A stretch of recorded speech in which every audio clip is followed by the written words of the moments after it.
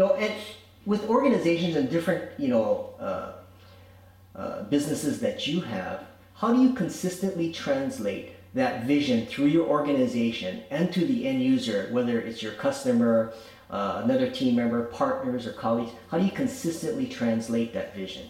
I think it's not something that you have to really communicate. If it's something that's kind of built into the values of what you do in business, what it does, it begins to also translate and articulates it in your mannerism and the activity and the businesses you pursue. And when I say that is that we started in '93 as a roofing contractor. And anytime you're going to talk to someone in a social setting, say, oh, hey, what do you do? Well, I'm a roofer. Oh, okay. Hey, John, what you do? Okay, it wasn't very glamorous, neither was it any, it wasn't very sexy, right? Mm-hmm. And so as a roofer, you can get stigmatizing in a while. I'm just going to be the baddest and the biggest. And so, I'm going to be known for a man, right? But you begin to realize that, when you begin to understand that roofing per se, it's a business mechanism. It's a way to generate income. And yet roofing in itself is only a platform. And as we've started in the beginning, one of our core values is really to kind of stay into the area of sustainability. And as a result of sustainability, how can you black, smelly stuff be sustainable, right? Right. Every time they say a roofer is doing somebody's roof next door, they're going, oh my goodness, everything in my house got to get washed. But knowing that it was sustainable, we had to look for things that would be green. When green, we didn't know what green meant. We needed to be energy conservation minded. When we didn't even know the definition of that, except when we saw something that said energy, we said, oh, we'll do that. But sustainability, because we kept our eyes open, we began to understand with more in-depth. As a result of it, we got into different types of roofs that have high solar reflectance. We understood the science behind products. Low emissivity, we began to understand insulation. And then with the advent of technology moving forward, renewable energy, right? And you think, wow, that's cool. We're putting this on a roof. You're going to generate electricity. Then after a while you start thinking, you know what? This has to do with tax credits and subsidies.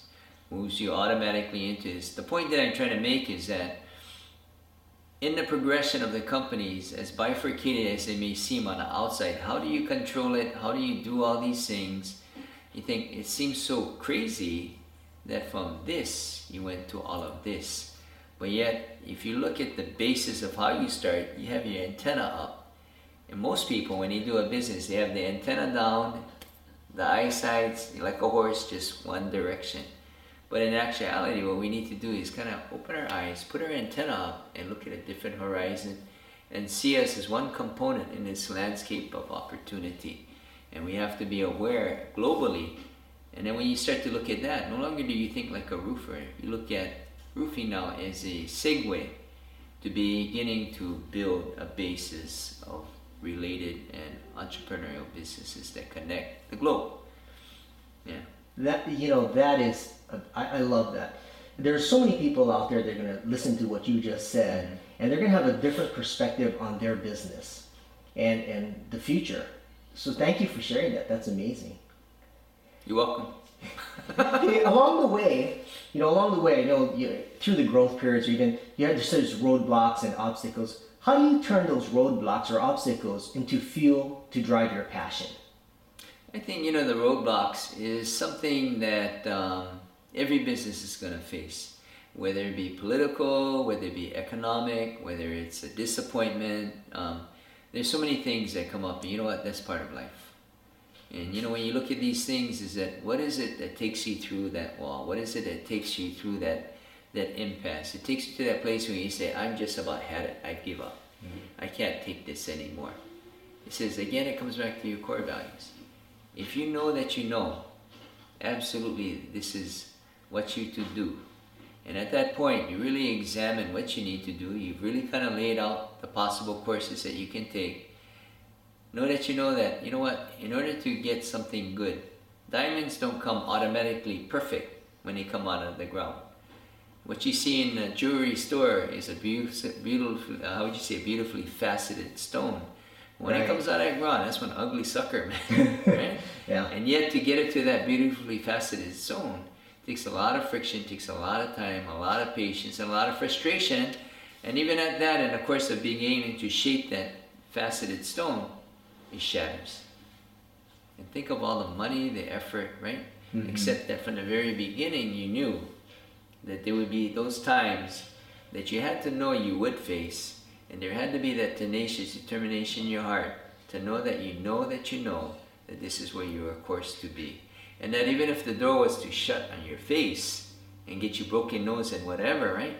You just know, and it's amazing how, if you could say by divine intervention, other doors open up. Or do you just chalk it up and give up? And this is the reason why foundational basis in anything that you do, whether it be entrepreneurial, relationship, are so vital. So vital. It moves beyond the material things and the mechanical things that you can engage. Well, I just got goosebumps when you said that. Wow. Yeah. See, to white. Yeah. That's what you get for being in the mainland. There's no sun. Yeah. You know, you talked a lot about core values, Mm-hmm. you know, for the business and the organization. But how does who you are impact what you do? I think when you look at business as a whole, you look at you know, there's businesses that are run today, and you see businesses run by committees. Yeah, businesses run by consensus. You look at businesses that are run by different board of directors. Did it kind of get anywhere? Probably not. Yeah. Right? And when you look at successful businesses, are they driven by a group, or are they driven by a person that has a vision and a purpose for the people to give back? Usually it's that. Mm. Companies that are driven are singular in vision. And you really cannot, you know, it comes down to the family unit. Have you ever had a mom and a dad that says, I'm boss? Never. There's always singularity of vision. There is always a point where there's a one person that has to be responsible for that, even though he needs to be able to have himself surrounded with not yes people, but people that will push back. But yet with that vision that that person has, people begin to, how would you say, begin to build themselves around that.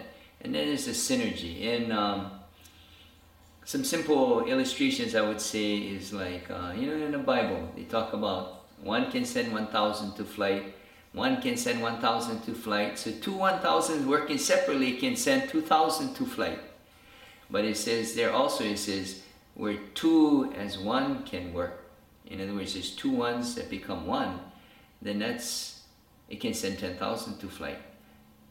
You think it's kind of religious, but in the mathematical world, that's called numerical progression. Another word, exponential growth.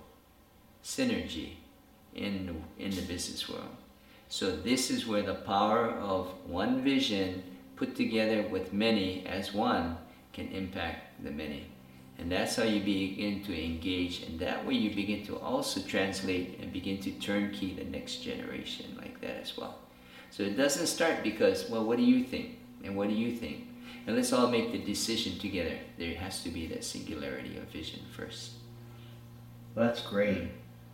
That I love, you know, through the years we've had our talks, and here I am sitting before you 19, 20 years later, and it's still, I'm amazed every time you talk.